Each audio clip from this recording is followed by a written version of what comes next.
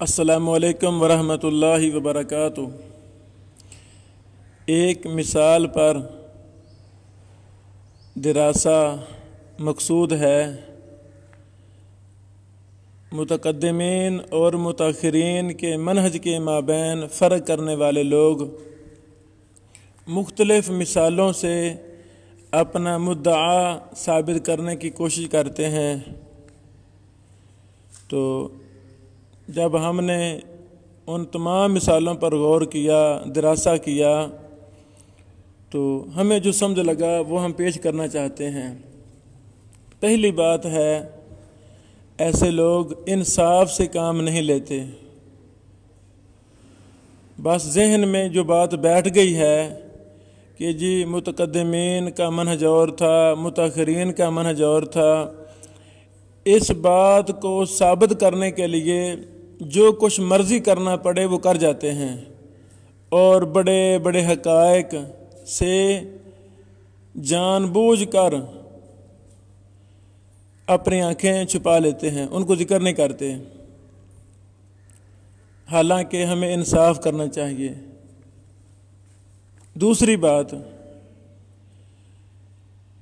جب متقدمین اور متاخرین کے منہج کے مابین فرق کر رہے ہوتے ہیں، مثالیں دے رہے ہوتے ہیں، تو اس مدعا کو ثابت کرنے کے لیے اپنے دیگر کتابوں میں ثابت شدہ اصولوں کے ادھر مان رہے ہوتے ہیں، یہاں پرخچے اڑا رہے ہوتے ہیں۔ تو یہ بھی غلط ہے۔ اصول ہے، اصول ہر جگہ ایک ہی ہوتا ہے، یہ نہیں۔ متقدمین اور متاخرین میں فرق کرنے کے لیے، ان کو اپوزٹ ثابت کرنے کے لیے یہاں اصول کچھ بنا لوں اور دوسری ہی جگہ وہاں اپنا اصول خود اور بنا لوں، یہ ناانصافی ہے، ایسے نہیں ہونا چاہیے۔ جتنی بھی اس مسئلہ میں مثالیں دی جاتی ہیں، ان میں ایک بھی مثال صحیح معنوں میں فٹ نہیں آتی۔ ابھی ہم آپ کے سامنے ایک مثال پیش کرنا چاہتے ہیں۔ الجامع فی العلل والفوائد کے صفحہ نمبر 119 پر ایک مثال دی گئی ہے، جلد نمبر 1 ہے، صفحہ نمبر 119 ہے۔ شیخ ماہر یاسین الفال حافظہ اللہ، اس شخص سے ہمیں بہت محبت ہے، بہت ماشاءاللہ محنتی آدمی ہیں، عراق میں ہیں، اللہ ان کو سلامت رکھے، ان کی حفاظت فرمائے۔ لیکن کئی ایک مسائل میں علمی اور اصولی ماہر یاسین الفال صاحب کو غلطیاں لگی ہیں۔ ان غلطیوں میں سے ایک یہ ہے کہ یہ متقدمین اور متاخرین کے منہج کے مابین فرق کرتے ہیں۔ صفحہ نمبر 119، 120، 121 وغیرہ میں شیخ صاحب نے جو مثال دی ہے، ایک مثال دیتے ہیں اور ثابت کرنے کی کوشش کی ہے کہ متقدمین نے اس کو معلول قرار دیا ہے اور متاخرین نے اس کو صحیح کہا ہے، اور یہ باتیں لکھی ہیں کہ متقدمین کی بات مانی جائے گی، متاخرین کی بات نہیں مانی جائے گی۔ اللہ اکبر۔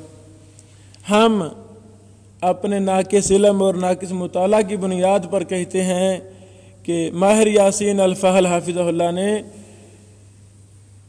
اس مثال میں کئی ایک ناانصافیاں کی ہیں اور کئی باتوں کو چھپایا ہے۔ اس کی ضروری تفصیل ہم پیش کرنا چاہتے ہیں۔ ماہر یاسین الفال حافظہ اللہ من زرعہ القیع مشہور حدیث کی تخریج میں لکھتے ہیں، کچھ حوالے شروع میں لکھے ہیں، پھر لکھا ہے والنسائی وابن الجارود وابن خزیمہ والطحاوی وابن حبان، کہ ان محدثین نے اس حدیث کو نکالا ہے۔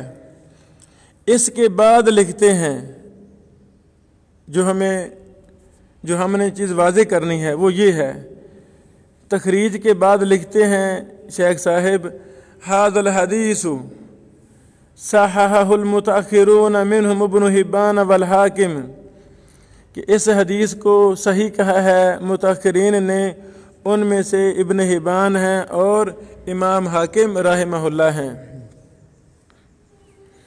یہاں کچھ باتیں ہم پیش کرنا چاہتے ہیں، ہمارے ملاحظات ہیں۔ پہلی بات یہ ہے کہ موصوف شیخ ماہر یاسین الفال حافظہ اللہ نے تخریج میں ابن الجارود اور ابن خزیمہ کا بھی حوالہ دیا ہے کہ انہوں نے بھی اس حدیث کو نکالا ہے۔ اللہ اکبر۔ اور ہر کوئی جانتا ہے کہ ابن الجارود کی المنتقی وہ بھی صحیح احادیث پر مشتمل ہے، اسی طرح ابن خزیمہ بھی صحیح احادیث پر مشتمل ہے۔ ائمہ محدثین رحمہ اللہ نے ابن الجارود کے اندر حدیث کے ہونے کو صحیح قرار سمجھا ہے، اسی طرح امام ابن خزیمہ کے کتاب صحیح ابن خزیمہ میں امام صاحب نے شرط لگائی ہے کہ میں صحیح احادیث کے انتخاب کروں گا۔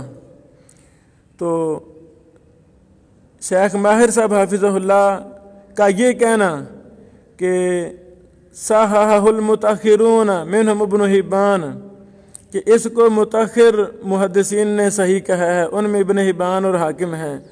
ابن حبان سے پہلے امام ابن خزیمہ نے اس حدیث کو صحیح کہا ہے، اور امام ابن خزیمہ رحمہ اللہ فرق کرنے والوں کے ہاں متقدمین سے ہیں، تو یہ بات کیوں چھپائی؟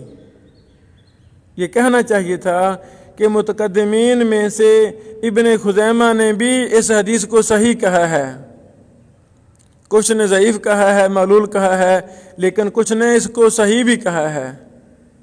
اس بات کی بھی وضاحت ہم کرنا چاہتے ہیں کہ یہی حدیث جس پر تبصرہ کیا جا رہا ہے کہ متاخرین نے اس کو صحیح کہا ہے، یہ بات درست نہیں ہے۔ ہم کہتے ہیں اس حدیث کو متقدمین میں سے بھی بعض محدثین نے صحیح کہا ہے، جیسا کہ ابن خزیمہ رحمہ اللہ ہیں، اور اسی طرح امام ترمذی رحمہ اللہ نے بذات خود اس حدیث کو حسن کہا ہے سنن ترمذی کے اندر، آگے ہم تفصیل پیش کر رہے ہیں۔ اور امام ابن خزیمہ رحمہ اللہ کی تصحیح شیخ ماہر یاسین الفال حافظ اللہ بھی معتبر سمجھتے ہیں۔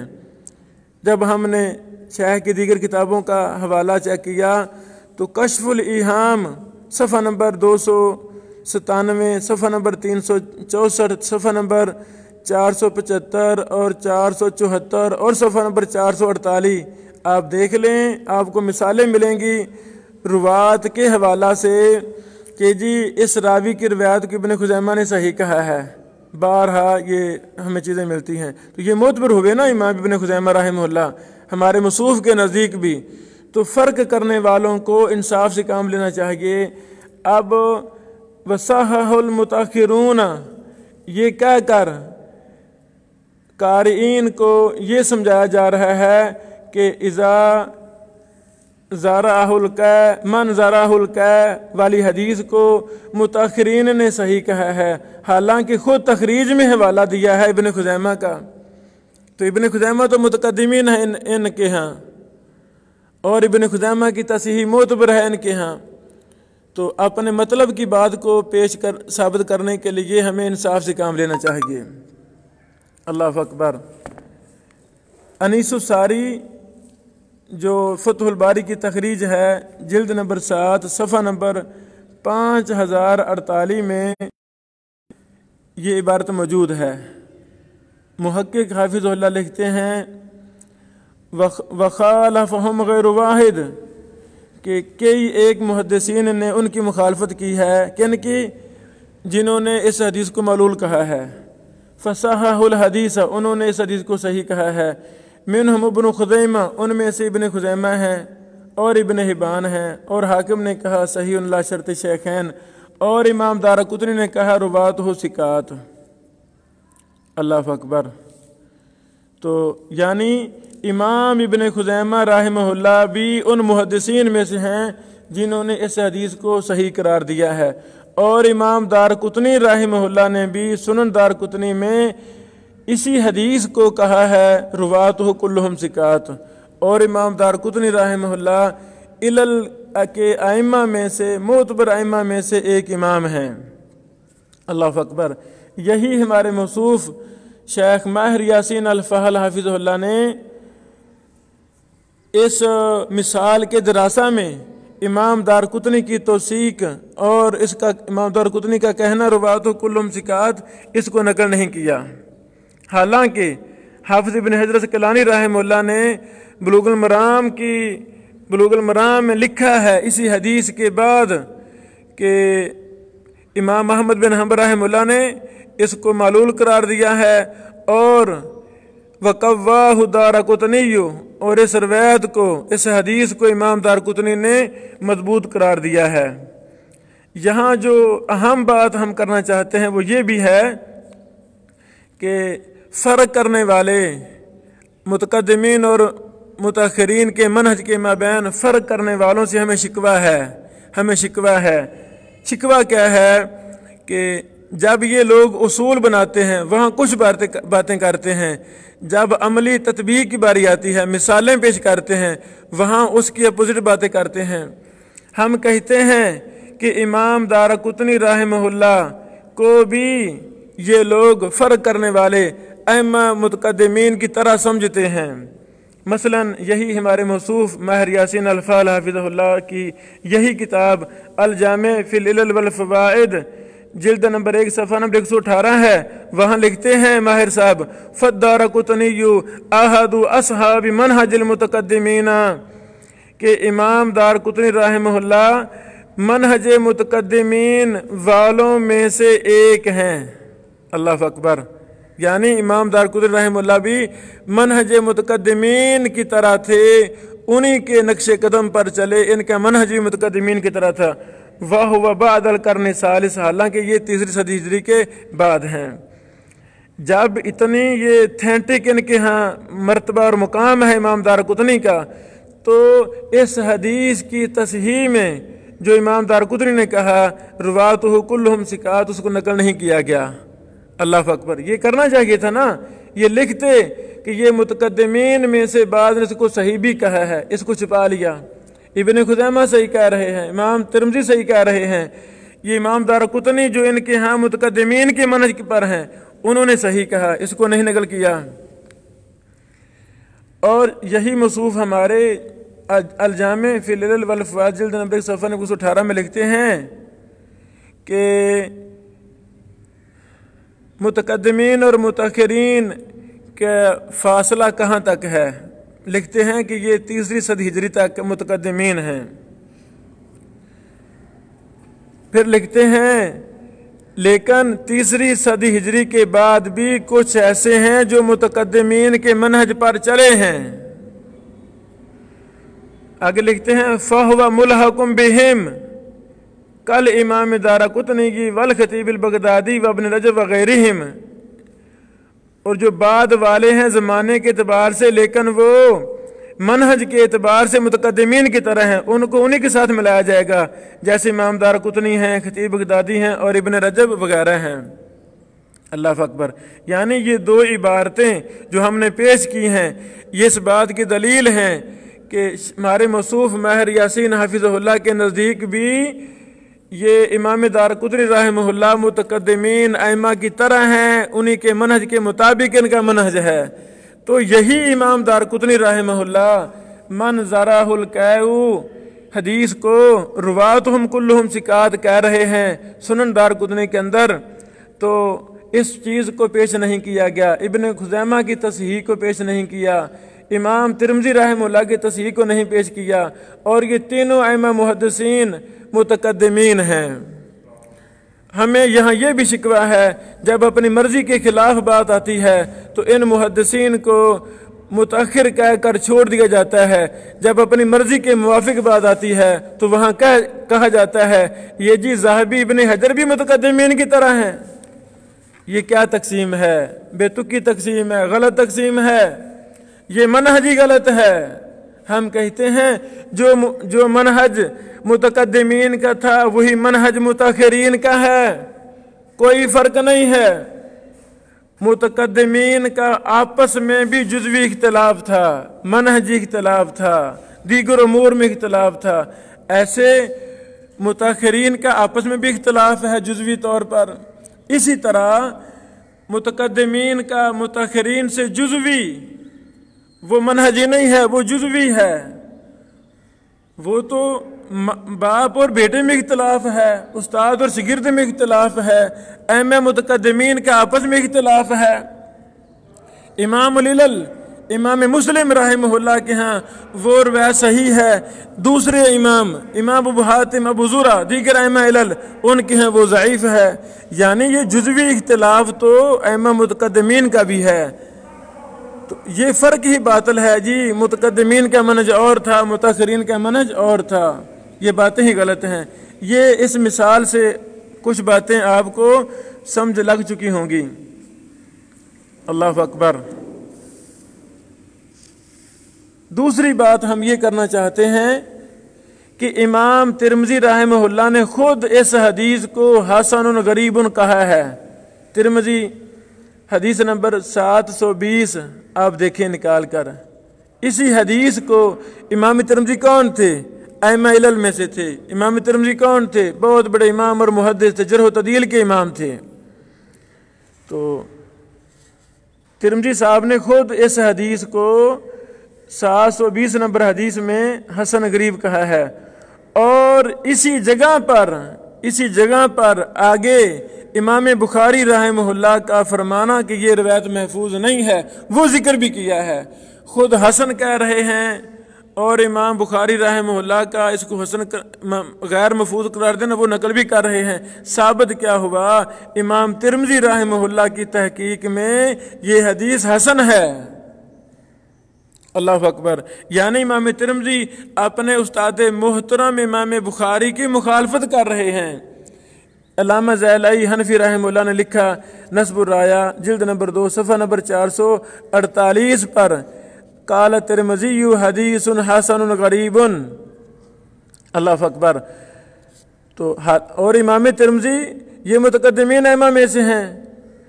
امام دارقطنی رحمہ اللہ جو 358 ہجری میں فوت ہوئے، اس حدیث کے متعلق فرمایا رواتہ کلہم ثقات۔ یہ سنن دارقطنی جلد نمبر 2 صفحہ نمبر 184 حدیث نمبر 2273 ہے۔ باب القبلہ للصائم کی حدیث نمبر 20 ہے۔ اللہ اکبر۔ حافظ ابن حجر اسقلانی رحمہ اللہ نے امام دارقطنی کے حکم رواتہ ثقات کلہم کو قواہ دارقطنی سے تعبیر کیا ہے، بلوغ المرام حدیث نمبر 547، اور امام دارقطنی کے حکم کو نصب الرایہ میں بھی نقل کیا ہے امام زیلعی رحمہ اللہ نے، نصب الرایہ جلد نمبر 2 صفحہ نمبر 449۔ یہ میرے خیال میں بات واضح ہو چکی ہے کہ اس حدیث کو کہنا کہ اس کو صرف متاخرین نے صحیح کہا ہے یہ بات غلط ہے، اپنے مقصد کو پورا کرنے کی ناکام کوشش ہے۔ اللہ کے بندو، اس حدیث کو متقدمین میں سے بھی کئی ایک محدثین نے صحیح قرار دیا ہے۔ امام جیسا کہ ہم نے 3 حوالے پیش کیے ہیں، امام ابن خزیمہ، امام ترمذی رحمہ اللہ اور امام دارقطنی رحمہ اللہ، اور ہم پھر کہتے ہیں کہ دارقطنی ان کے نزدیک منہج متقدمین کے نقش قدم پر چلنے والے تھے، انہی کی طرح تھے، تو یہاں کیوں اس بات کو چھپایا گیا؟ تیسری بات، ہمارے موصوف ماہر یاسین الفال حافظ اللہ اپنی کتاب الجامع فی العلل والفوائد جلد نمبر 1 صفحہ نمبر 122 میں لکھتے ہیں لا ينفعه ولا يضره تصحیح المتاخرین، کہ اس حدیث کو متاخرین کی تصحیح نہ نفع دے گی نہ نقصان دے گی۔ یہی حدیث من ذرا القع، وہی حدیث پر تبصرہ کرتے ہیں۔ ہم کہتے ہیں کہ یہ حدیث الحمدللہ متقدمین کی ایک جماعت کے ہاں بھی صحیح ہے، متاخرین کے ہاں بھی صحیح ہے، متقدمین کے ہاں بھی صحیح ہے۔ تو یعنی ایک غلط بات کو ثابت کرنے کے لیے کس طرح کے جملے بولے جا رہے ہیں کہ متاخرین کی تصحیح نہ نفع دے گی نہ نقصان دے گی۔ تو جو اصل مدعا ہی غلط ہے، کس کو متاخرین نے صحیح نہیں کہا، متاخرین نے بھی صحیح کہا ہے اور کئی ایک ائمہ متقدمین نے بھی صحیح کہا ہے۔ اللہ اکبر۔ یہاں پر ایک اور بات، چوتھی بات بھی ہم کرنا چاہتے ہیں۔ ماہر یاسین صاحب حافظ اللہ لکھتے ہیں وَقَدْ خَالَفَ الشیخ الالبانی ذَلِكَ فَصَحَّحَ الْحَدِيثَ، کہ شیخ البانی رحمہ اللہ نے مخالفت کرتے ہوئے اس حدیث کی تحقیق میں انہوں نے حدیث کو صحیح کہا ہے۔ تو ہم عرض کرتے ہیں کہ شیخ البانی رحمہ اللہ کا کیوں ٹارگٹ کیا گیا، یہ کیوں لکھا گیا کہ اس کو تو کئی متقدمین محدثین نے بھی صحیح کہا ہے، متاخرین نے بھی صحیح کہا ہے۔ یعنی یہ ایک ضروری گزارش تھی جو ہم پیش کرنا چاہتے تھے کہ ایسے نہیں ہونا چاہیے۔ اس طرح دیگر ہمارے آگے لیکچروں میں کئی ایک اور بھی مثالیں آئیں گی، ان پر بھی ہم اپنا تبصرہ پیش کریں گے اور حقیقت دکھائیں گے کہ یہ لوگ ایک غلط منہج کو ثابت کرنے کے لیے کس طرح بات کا پتنگڑ بڑھاتے ہیں اور کتنے اصل حقائق کو چھپا لیتے ہیں۔ ایسے نہیں ہونا چاہیے۔ جو متقدمین کا منہج تھا وہی متاخرین کا ہے، الحمدللہ کوئی فرق نہیں ہے۔ جزوی اجتہادی غلطیاں سب سے ہوئی ہیں، پہلوں سے بھی ہوئی ہیں، بعد والوں سے بھی ہوئی ہیں، یہ کوئی دلیل نہیں ہے۔ کہاں ہے دلیل؟ کہاں ہے دلیل؟ یہ دلیل کا محتاج مسئلہ، اس پر دلیل ہے ہی کوئی نہیں۔ ائمہ متقدمین نے کہا ہو کہ جی بعد والے آنے والوں کو نہ لینا، ہماری بات کو لینا، ایسی بات نہیں ہے۔ بلکہ 300 صدی تک یہ کس نے کہا بھی یہ حد فاصل ہے متقدمین اور متاخرین کے ہاں؟ کس نے کہا؟ اور جو فرق کرتے ہیں منہج کا وہ کہاں سے لیتے ہیں؟ یہ بھی متاخرین نے کہا ہے، یہ بھی متاخرین میں سے بعد کا ایک قول ہے۔ دوسرا قول، تیسرا قول وہ کیوں نہیں بیان کیا جاتا؟ 500 سال تک کے بھی قول ہیں محدثین کے۔ یعنی ائمہ متاخرین بھی ائمہ متقدمین کے منہج پر 100% گامزن تھے۔ اجتہادی غلطیاں پہلوں سے بھی ہوئی ہیں، جزوی بعد والوں سے بھی ہوئی ہیں۔ ہم دلیل کے محتاج ہیں۔ دلیل کی بنیاد پر آپ امام بخاری صاحب سے بھی اختلاف کر سکتے ہیں، دلیل کی بنیاد پر ابن حجر اسقلانی رحمہ اللہ سے بھی اختلاف کر سکتے ہیں۔ ایسی کوئی بارک اللہ فیکم۔ السلام علیکم ورحمۃ اللہ۔